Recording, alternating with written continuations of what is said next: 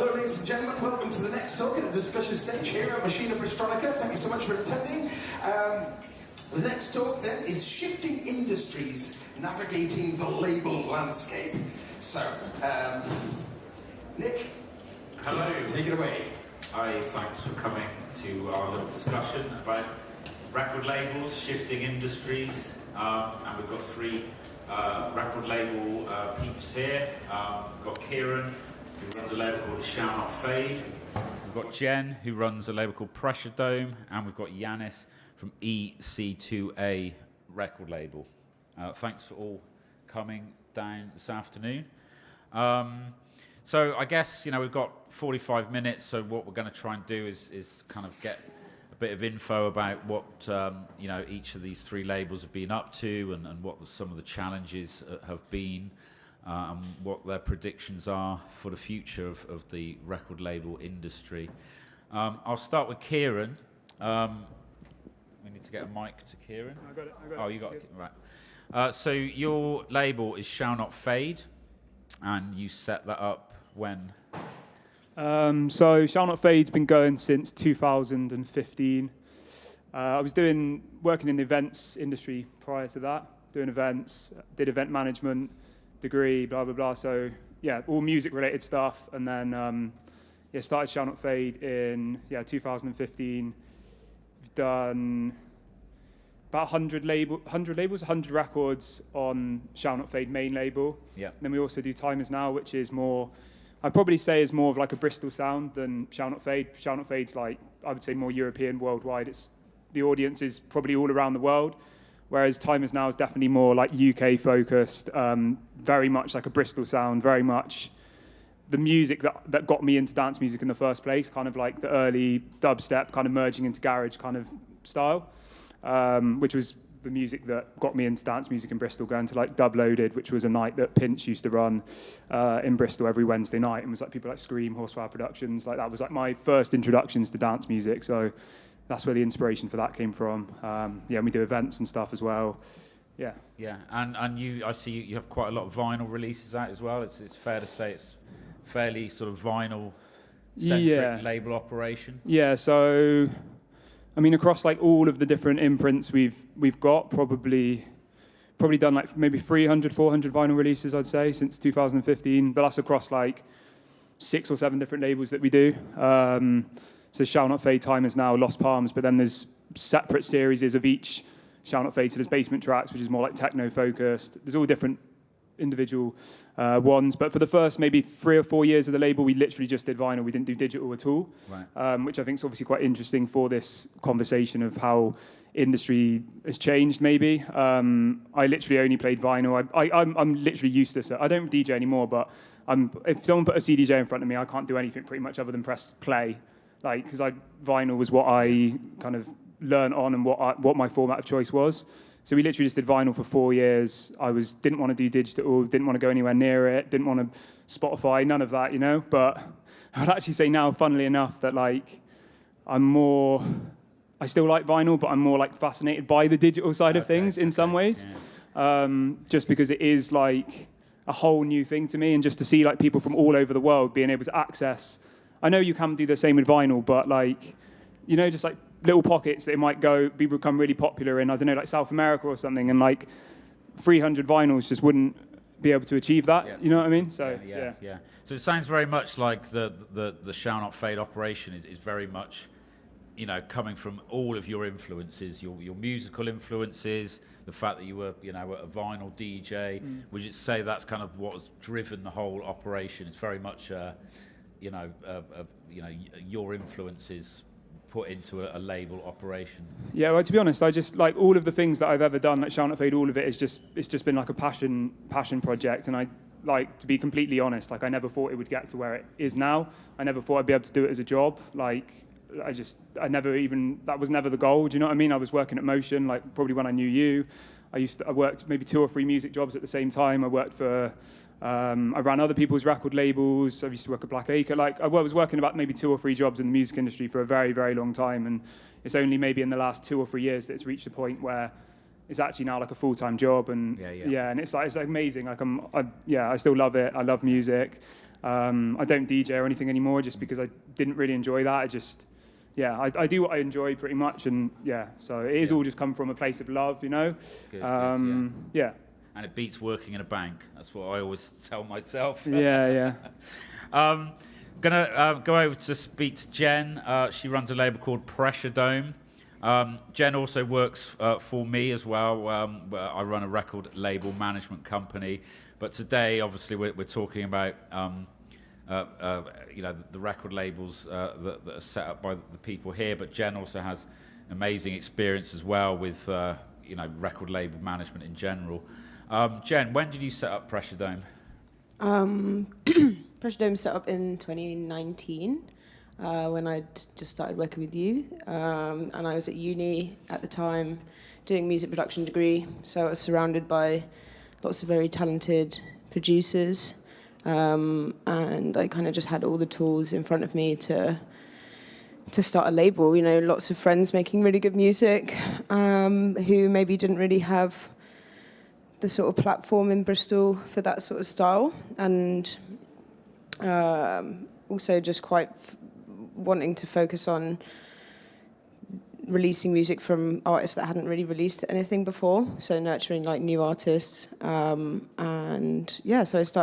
obviously started working with Nick. So I had someone who'd been working with record labels for a number of years to basically ask every question under the sun. So it made sense for me to start a label, and it's nowhere near as big as Shall Not Fade. It's a tiny, tiny label in comparison. I've done 5 vinyl releases, I think maybe 7 digicomps now, and some other like smaller digi releases as well. But yeah, it's nowhere near Shall Not Fade size. It's almost coming from the same place, isn't it? You know what Kieran's saying. It's like you wanted to give artists a break. Yeah. Your visual aesthetic of the label is very much you. You take definitely great pride. So it's almost like a passion project that has obviously now been able to, for you as an artist, and Jen's artist name is Yush, and so that's enabling you to kind of, you and your label, to kind of go on a bit of a journey as well, isn't it? Yeah, it's just nice working with my friends as well, and just giving them a platform and doing it all together and kind of building a community around what I'm doing. So, we used to have a radio show on 10:20 on a Friday night, and we'd kind of treat it as a social and just get everyone from the label to come down and play some tunes, and it was really nice opportunity for everyone on the label to get to know each other, and that's kind of led to a lot of the artists working together and collaborating, which is a really big part of the label. So the second to last release that we did was all collaboration tracks from people who'd been on the label, and that was really fun, lovely, sort of full circle project, I think, because that's kind of what I wanted to do with it, is more than just music, try and build a community of up and coming artists sharing ideas and working together. So I'm really proud of that side of the label. Nice. And introducing you to Yanis. Yanis runs ec2a label. And I was looking at your Discogs earlier. A lot of dub plates. Is that, would it be fair to say the label started out as a dub plate label? Yeah, basically I've done a few things historically, in the leading up to starting ec2a, promoting events, and I ran another label called Piff, which was more house orientated. But when it came to ec2a, it was just more a case of trying to be deliberately different. So dub plates were just a logical route to explore at the time, because Green King Cuts are good friends, and they've got, a couple laves. And it, over the time it started, it was a lot longer to get vinyl out. So my logic was, if I can get dub plates within 3 to 4 weeks, I can just kind of get a lot of music out there, especially if you look at it over a 12-month period. And that was just sort of the sort of inception, I guess. And And where do your artists come from? Are they sort of, is it a global operation? Yeah, so the first release was with Main Phase, who I'd previously known through my other label, Piff. And, you know, it was at a time that he had just started his new alias, Main Phase, and I was starting ec2a. So we just started with that, and then through that, you know, being on SoundCloud every night after work, just trawling through music, trying to make connections. Just one thing sort of led to the other. Yeah. And obviously the kind of dub plate aspect of it, again, I was sort of looking through Discogs. Obviously dub plates, how many do you run? Obviously for those who don't know, a dub plate is like an acetate, right? It's like a one-off pressing as opposed to... Yeah, these ones aren't acetate. Yeah. They're made from like PVC, but it's a similar thing. Yeah. They've just got a longer lifetime, whereas acetate kind of over time, I think, you know, they degrade essentially. But yeah, I mean, sorry, I lost my trail of thought there. No, just the dub plates. I mean, you know, so I was looking through Discogs, and obviously, Yeah. you know, for those in the know, you always look to the bit where, oh, how much has that release last sold for? And I see that a few of your early releases, I mean, they're going for some, like, you know, crazy money on Discogs. So I'm wondering if, like, it's a case of this, it's the limitedness. Yeah, I mean, obviously, how many like units were you? So pressing? we're talking about 50 a run. Right. We've done about nearly 70. And I think what's desirable is that what we do is quite cheeky. We shouldn't be doing it, hence why I don't do any digitals and that. Yeah. But, you know, like, we come from a culture where, you know, like sound system culture, clashes, you always want that tune that no other DJ is going to have. So I think that's what people have naturally gravitated towards with it, just because, you know, it's limited. Yeah. As much as I want it to be, you know, accessible to as many people, I don't want to get like ceased and assists or whatever. Yeah. So we're talking copyright infringement now. yeah, big time. But, you know, I thought respectfully, fuck it. And it's a good way to just, it's been a real good way for artists to sort of, you know, use the nostalgia element to sort of build themselves a bit of a following and then showcase their original work. So it's been really cool to just work with artists that would have struggled to get on a record label where they're just doing vinyl, for instance, because it's such long time frames. I was able to sort of help nurture artists and just be like, yeah, do you want to do a dub plate? Let's see what happens, and take it from there. Yeah. Are you still in the dub plate sort of realm, or do you now do regular pressings? I do regular pressings. I think the main body, like the main thing for ec2a that I've come to notice is that people just love the dubs. Yeah. So I'm trying to keep it as authentic to that and just do things that are a bit more, just a little bit different. Like I said, trying to be deliberately different. So like exploring USB concepts and just trying to do things that I think are a bit more current. Because, you know, a lot of youngsters, well, when I was at uni, people still had 1210s in their kitchen as a standard, whereas now you can have an all-in-one sort of controller. So naturally, I think for youngsters now getting into it, a USB is way more accessible than it is a bloody £25 dub plate. You know, I'm just trying to get with the times. Just explore different ways to put out music, because I think naturally, as much as people might not collect records now, I think we all have a craving to have something tangible for the music. You know, digitals can corrupt, your hard drive can just fuck up and you just lose thousands of, you know, tunes that you'll struggle to get again, whereas like with vinyl and these CDs, these are things that you can keep onto. So it's interesting. So we're all talking about vinyl and you know and dub plates. obviously, you know, I come from an era. I set up my first label in 1996, and you know that was almost past its heyday. But you know, we would press like 5,000 copies of a record off the bat, you know, and they would sell. And I think, you know, fast forward to where we're at now, there seems to be, it's a much different landscape. You know, you're saying that you were pressing up dub plates because, you know, you didn't want to have to wait, or you know, obviously that was your USP, but you know, they were quick to come back.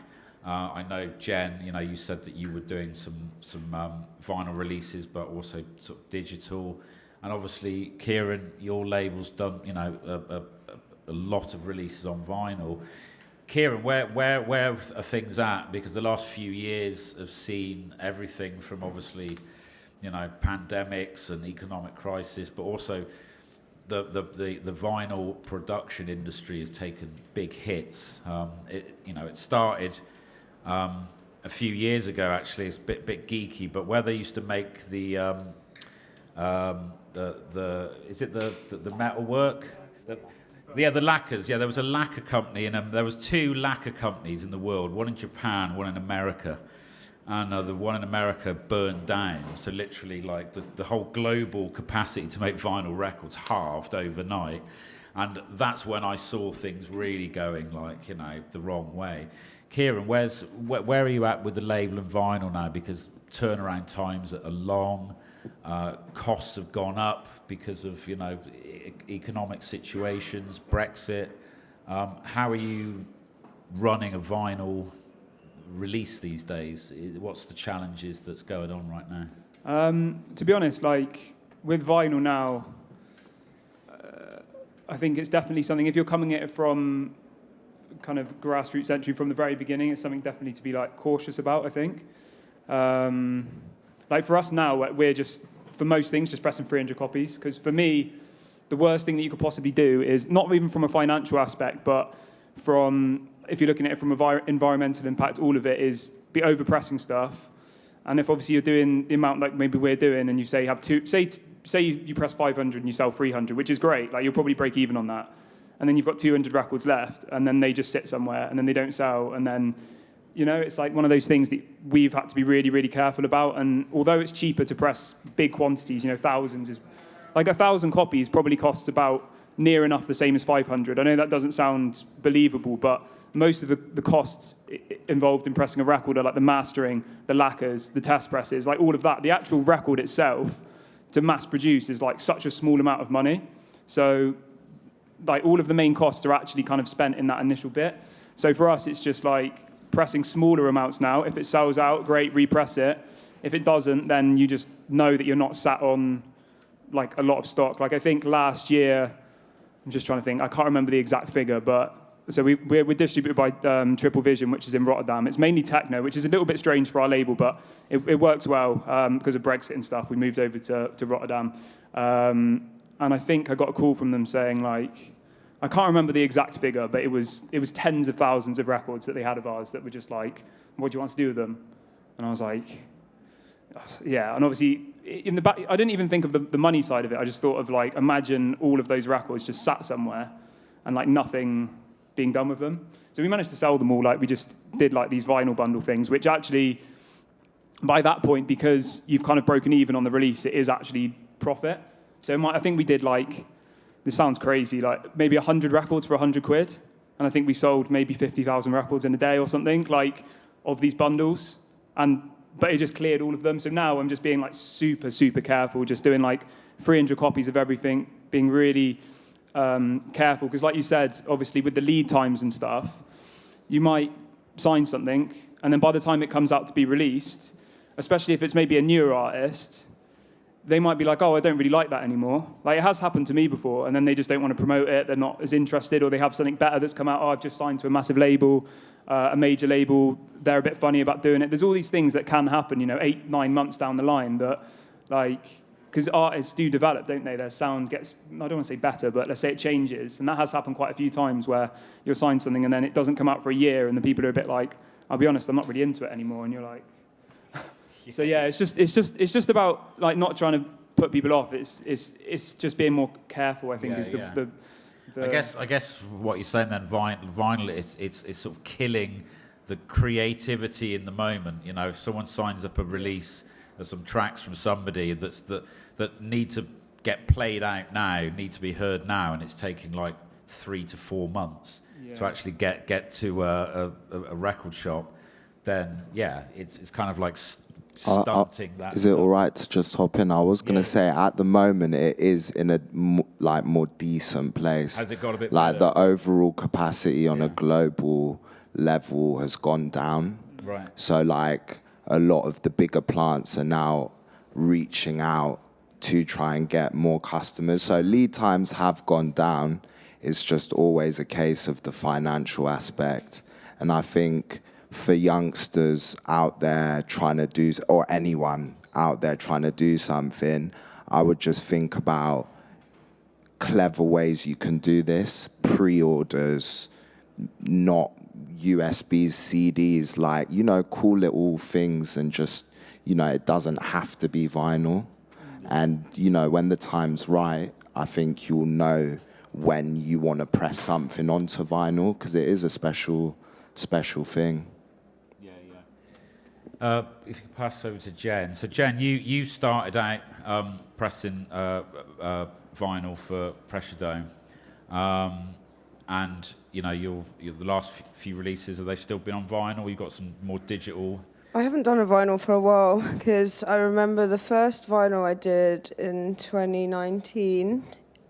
I did a 200 press, but I did it just test presses, so which saves quite a lot of money, because if you're just doing test presses, it means you can do a smaller run, and then you obviously don't have to wait for the test presses, because they are your final product. And I remember that the total cost of that was something like 700 quid. We managed to get it for. And then if we're looking at the same thing, you know, and then it went into the craziness of where they wouldn't let you do test presses anymore, like they wouldn't let you do the smaller runs and stuff. So that was a bit of a nightmare, trying to find like plants that would do the smaller runs, because the music I put out is pretty like left.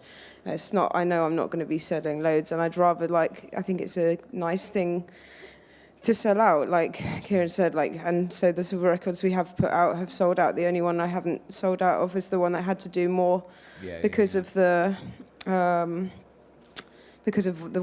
vinyl was at the time. So I had to do more. I think I did 300, and I've got like 70 left, you know, sitting there, and that's just the way it is. So it was looking at the cost of doing it now is almost double for the same thing. And so it just doesn't, for me at the minute, it doesn't seem to make sense. I agree with like the wanting something tangible, and also, you know, trying to nurture artists and like respect artists and give them something. It's nice to have that tangible product. I think it puts more worth into the music, and, you know, shows the respect that this music deserves, you know.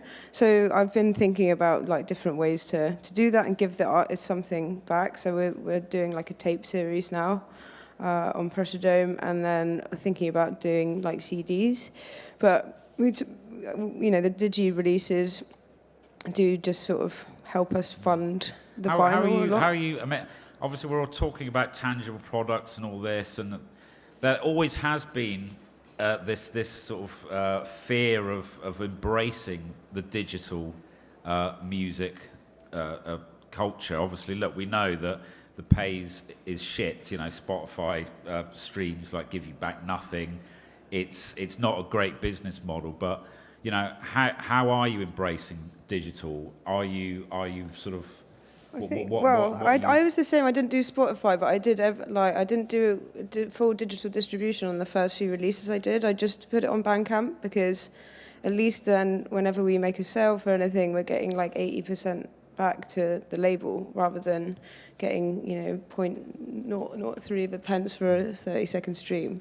So it was like a good way of kind of funneling the income back to the label by directing people to the Bandcamp. So now that we've kind of are a Bandcamp label, I don't mind distributing it to the other platforms, because it's just a way of people discovering it. But we still have that sort of following on our Bandcamp that we do the majority of our income from most of the releases is all from Bandcamp, and it's just trying to like, as I say, just direct people and kind of, and it's the way I find music. You know, I use Bandcamp, obviously DJing. Like I buy my music, I need to have a high quality WAV to play with, and it's really I like buying music that way. I like the fact that the money's going where it should, and not going into the pocket of, you know, big companies. It's going Fat back. cats. Yeah. Obviously, we're getting label owners' opinions. What about artists? Because obviously, you know, the record label still plays a very important role for artists. You know, we're all in agreement that, you know, we've got artists who all want something tangible, something that's fitting with their music. But what kind of, you know, how are you seeing a shift in what artists are demanding from a record label, in terms of, you know, not just releasing their music, but, you know, performing a role to, you know, get their profile raised? Kieran, what are your artists' expectations, so that the artists that you sign to the label, obviously it's not just about, you know, making a record. Are they asking you questions about, you know, what you're doing to promote us or promote the release? You know, are you getting are you sending this out to radio? You know, what's the online social media promotion? Are you seeing more and more kind of expectation on that from an artist level, or are your artists quite happy for, you know, to release their music under your business model? I think, I'll be honest with you, I think 99.9% of the time the artists trust what you're doing, because a lot of the time if they've agreed to do something with you, it's because they like what you're doing, they like the way it looks, they want to be attached to the name, you know, they know that you have an audience. But then you do sometimes get some. But I'm always, like, with anybody, regardless of what it is, I'm always quite upfront and honest. If people say things and I think it's unrealistic, I'll say it from the beginning. And it does happen occasionally, but not that often. You know, if it's like a 4-track club EP, like, it's not going to be played 20 times on Radio 1. That's not going to happen. Do you know what I mean? And I'll say that to them from the beginning. It needs... You know what the formula for Radio 1 is now? It's like a vocal. It's like, you know, it's got to be relatively mainstream to bridge into that kind of world. But you do sometimes get some artists who are like, oh, well, I'm going to sign a record with you. I'm now going to be touring the world next week. And it's like, or like others who are like messaging you, telling me how they're going to spend their royalties before the records even come out. And it's a bit like, it happens very rarely, but like, I think generally it's everybody kind of just trusts what you do and are happy. But like you were saying, I think a lot of artists these days, or something that I'll always encourage and something which I'm never like offended by, is if artists do come and do a release with you and then they want to do something themselves, like on their own label, and that's something I'll always encourage. Like I almost feel like we have been a bit of a feeder label to some of the other bigger labels as well, like say like the Ninja Tunes and stuff. Like I know there's quite a few artists, managers who've come to us knowing that Ninja Tune won't listen to it probably to begin with. They do a release with us, a month later, not loads, but there's quite a few examples, and then you'll go and ask them for music again, and they'll say, sorry, we're signed to Ninja Tune now. And it's just how it works, you know? And you've just not got to take anything personally or get offended by it, and obviously it's like, it's good, and you've got to be happy for... Yeah, that's like my kind of stance on it. It's, yeah. Thanks. And Yanis, what about your kind of label roster? I mean, what's your relationship with your artists? What are their expectations from you as a record label? Expectations. I mean, I'm quite a passionate person anyway, so I'm quite hands-on. I quite like to be the energy behind, you know, I find with a lot of producers, at least that I've met, they lack confidence in the material that they've made. So I quite like to just bring a positive energy and just, you know, like see what people want to do. Like where do you see yourself? You know, what do you want to do? And then kind of work around that. I'm kind of like trying to take more of an artist development route and, you know, work like on a long-term period and try and like set release schedules, you know, work with other labels. I'm starting up like a distribution whereby we can kind of allow artists to do their own releases, but have the, you know, the infrastructure of what you know, we do for our own catalogue and stuff like that. So a lot of the artists I'll work with, they're not artists whereby it's like, I just want one release. It's like, let me see the vision and let's see where we can align together and build something over a period of time. So it's like traditional A&R in the sense, you're not just, you know, you're developing artists. You're getting from A to Z, you know, with a strategy and a plan. Trying to, at least, anyway. Jen, what do you think the relevance of record labels are in 2023? You know, as an artist, it's probably a lot more easier, or it has become a lot more easier to kind of go straight to you know, for an artist to literally release their own music on, you know, platforms like Bandcamp, and anybody can upload their music to Spotify. I mean, my 17-year-old son's on Spotify with his band, you know, recorded in a demo in their garage. What do you think a record label enables in this day and age, that it's become so quick and easy for anybody to get music out? I mean, how do you...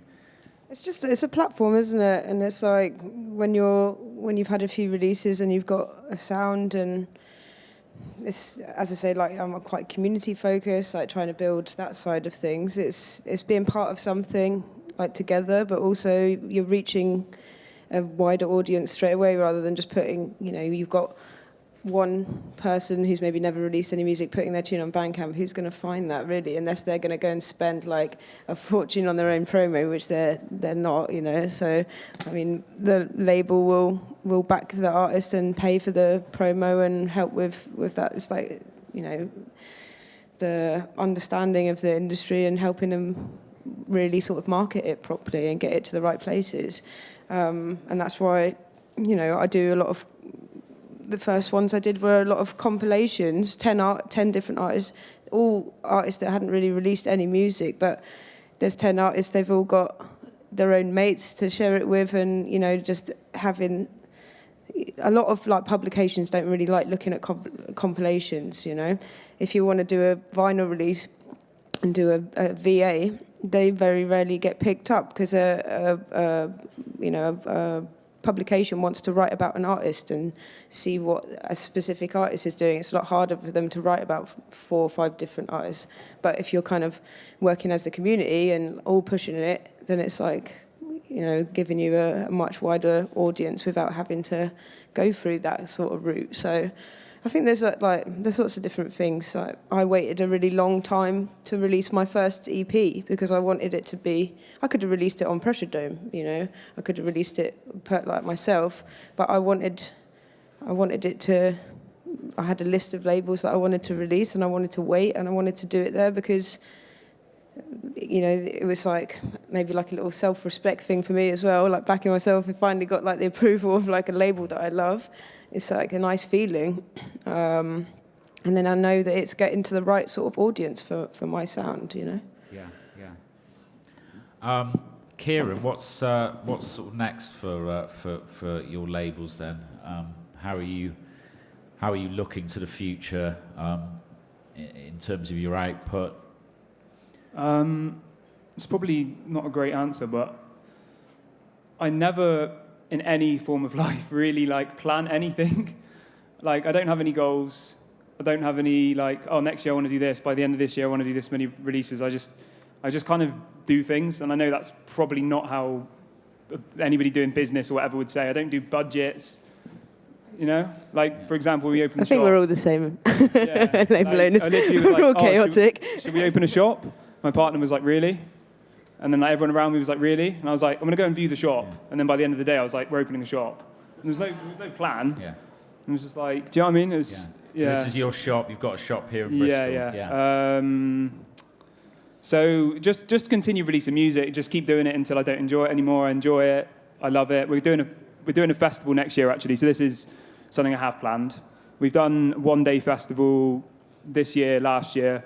Next year, 2024, we're doing a 3-day festival at Baskerville Hall where Free Rotation is. So that's not been announced yet, but it will be announced next week. So that's like the big kind of thing that we're going to be working towards. So that'll be like a 3-day music festival with loads of people from the the labels. So you're almost growing the label outwards now, almost as a brand, you know, as a lifestyle brand. If you're, you know, doing festivals and events, you know, under the umbrella, it's not just about a record label anymore, is it? It's always been like a community, though. I think, like the label itself, it's a worldwide thing. For like 3 or 4 years, no one knew it was from Bristol. There was people who I'd meet and they'd be like, I had no idea. Like, people would come into the shop and be like, why have you got a shop here? After doing it for 6 or 7 years, and be like, oh, it's from here. Like, because I don't know, it's just like a community thing of people all around the world. But yeah, just keep releasing music. Yeah, that's pretty much the plan. Yeah, good. And what about you, Yanis? What's the future holding for your labels? What's in the pipeline? Yeah, I mean, everything's looking good, to be honest. I'm just going to keep moving with the times, keep the circle very close, community-driven. And to be honest, you know, I've got goals.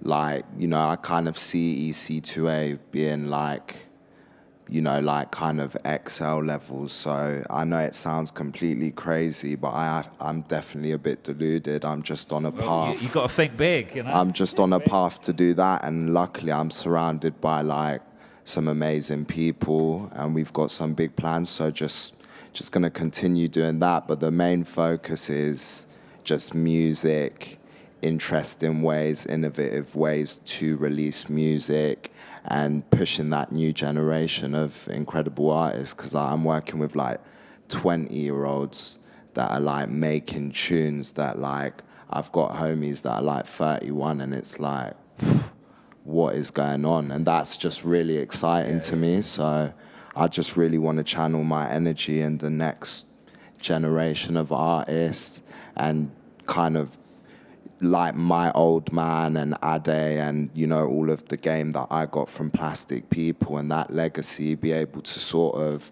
hand it down. So, you know, like they know how to release vinyl, they get the game inside out, because I think it's easy, especially now where how popular the music is, for some of these youngsters to get exploited by the bigger major labels. So I kind of want to just be there in the middle, protecting the underground, basically. Yeah. And Jem, what's the Pressure Dome plans?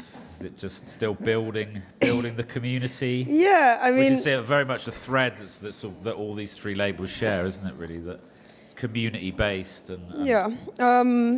I mean, to be honest, I've been like, I run the label on my own, and I've been like gigging a lot this year. My DJing's been kind of going well, so I've struggled, and I'm still working with Nick. So I've been like, it's been a difficult year for me to kind of keep on top of everything. So it's been slower than I want, but I'm kind of like here, and I'll have a few days where I'll just do mad A&R and reach out to everyone, and then somehow like all of a sudden a release comes together and and we're moving again. So yeah, I mean, I've just got back from being away for a while and festival season and stuff. So I'm hoping that over winter, when, you know, gigs kind of calm down a little bit in December, I can sort of refocus and get things moving again.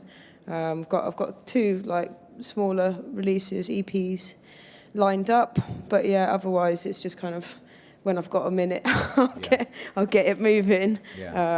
But yeah, somehow it does well, and we all kind of keep in touch and stuff comes together. So brilliant, good stuff.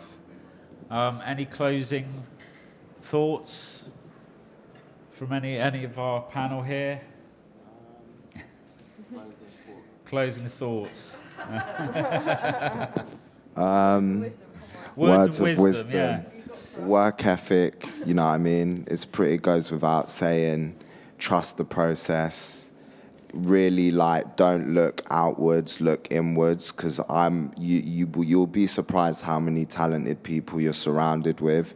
And for me, before I started ec2a, I think I was seeking validation so much from these people that I idolized that I was blinded to the amazing talent I was surrounded by. And then once I got in tune with that, everything just started falling together. And if I look at the like amount of people I work with, it's been the same energy, and everyone's doing really well for themselves. So it's just like, I was prepared to give all the music shit up right before I started ec2a, and bless up Mumsy, she was like, no, give it one more shot. And that's when shit started going crazy. So I guess that's a bit of wisdom, I hope.